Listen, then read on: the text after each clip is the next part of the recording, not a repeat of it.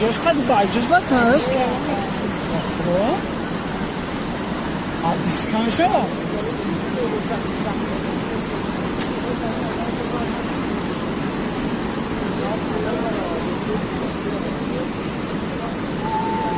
نکشن شما آنجا بشینا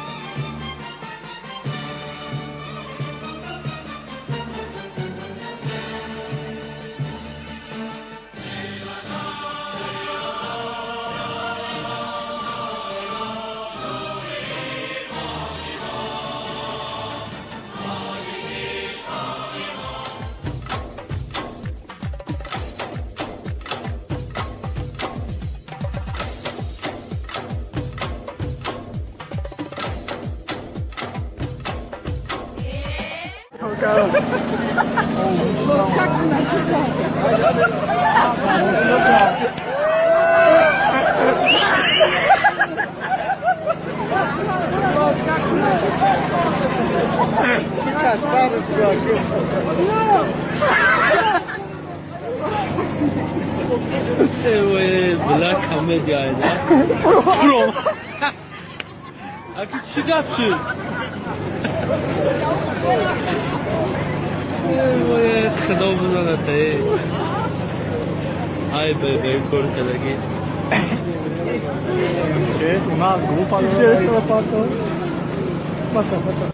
در اینجا دعوت از مردم میکنم که مردم شما از حکومت طلب کنید شما را باید در زودترین فرصت بیارن اسباب ندارن تکنیک ندارن بیارن از خارجه زکات میکنن کرایه میگیرن بگیرن بیارن رهای شما را ساز کنن او خرابی ها و ضرر خسارات شما را برطرف کنن در زودترین فرصت ماه نکشه این شما را فهم نکنن فریب نکنن که خیلی ما میبینیم و در روزهای نزدیک یک خلاصه دمیم میخیل نگن شما را باید در بالای لای در خیلی بگیم حدیثه شما میدونین که امی وزیرا باشه که پریزیدنت که امی خرا هم پیر خرا میتونن که در خونه خودشون هم خیلی باشه خو کنن در خیلی حدیثه کیرا خوش میبره خوی همه میپره هیچ کس زیتر حدیثه خوی خوب یا که راحت نداره عصبش آرام نیست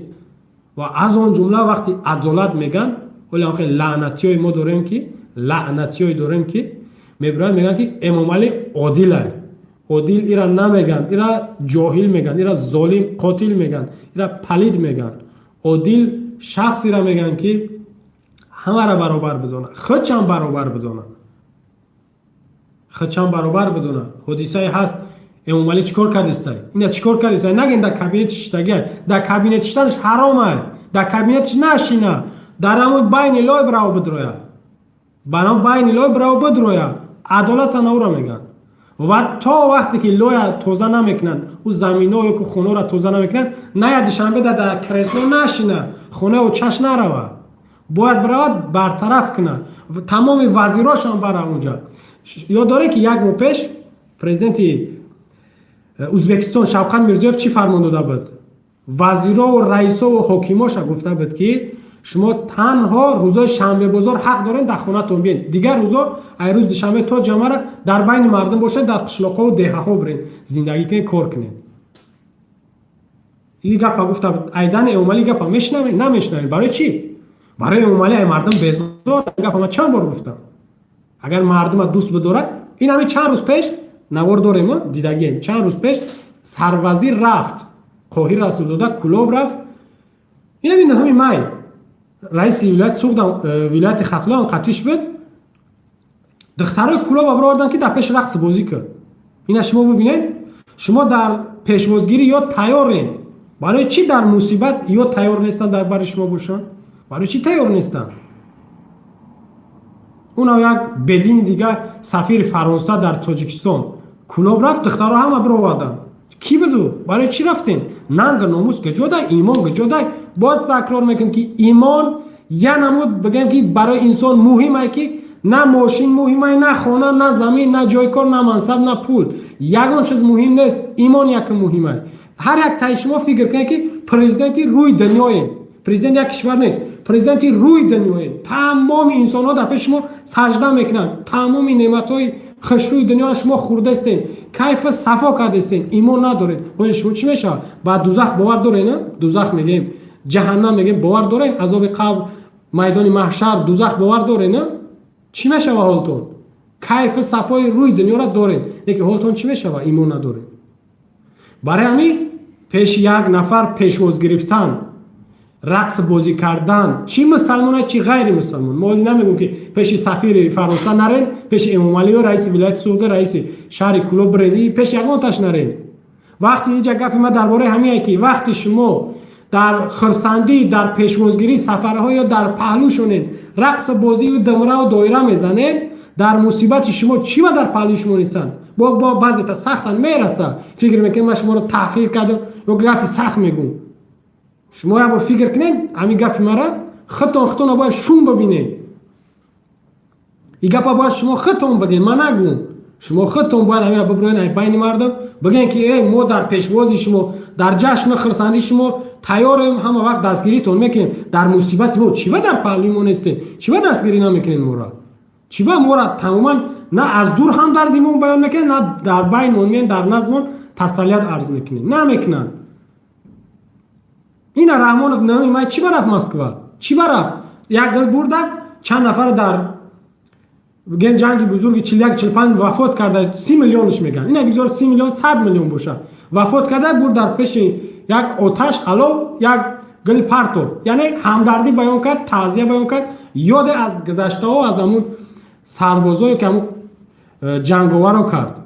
در این ولایت سوخت در واروخ 20 نفر وفات کرد، نه گل برد، نه اونجا رفت، نه همدردی بیان کرد، از دور هم نکرد.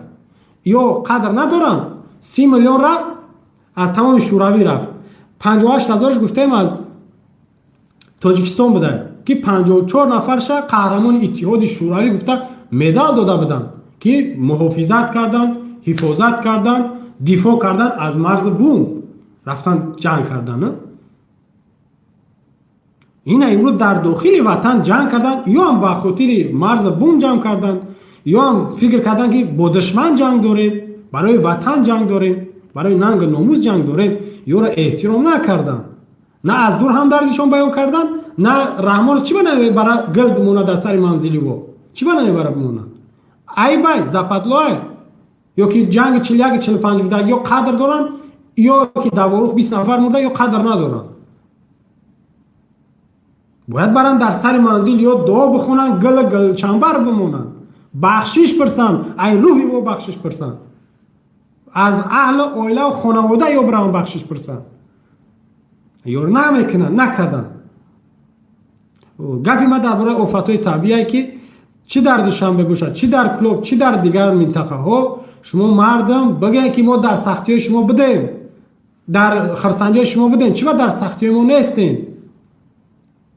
در خرسندیاتون، در مارشیروفکا و در دیگر جشناتون ما را مجبور میکنین یا که بازاره و بفریب باشه، میارن میگن که حتما این جشن باید گرفتن در کار. و برای چی وقتی شما ضررها میبینید، چی جسمان، چی بگیم که اقتصادیش باشه، روحانش باشه، در پهلوش ما هیچ کارمون نمیبینیم، خطون نمیبینیم. اینم خطون قضاوت کنه نمیگه پای مدد کجاش خطاه. اگر خطا باشه خیلی بگذار که ها اینمی آفت هر بلایی که به سر شما میاد، شما باید خطون یک دیگر کارت حساب طلب کنین، کمک بگیرین، رژیم بخلا بگرده، دیگر کشورها کمک میاد او را در جیبش بزنه، شما خطون بختون کمک کنین، نگاه کنین که کی به حال شما تبسم میکنه امامعلی. کی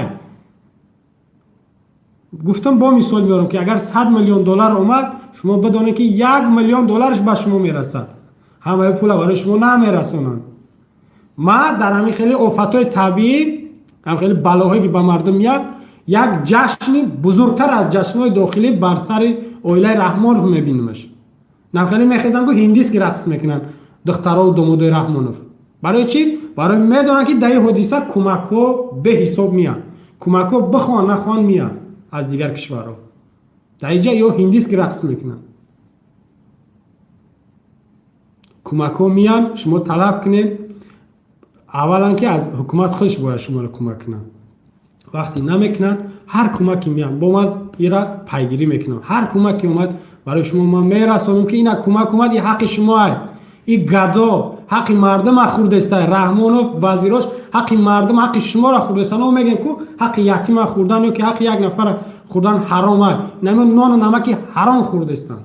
ولی من تمام شهر نوای مملکت را دور میزنم، یک نفر حتی کمبغلترین انسان این چیز رو حرف رو نمیزنه.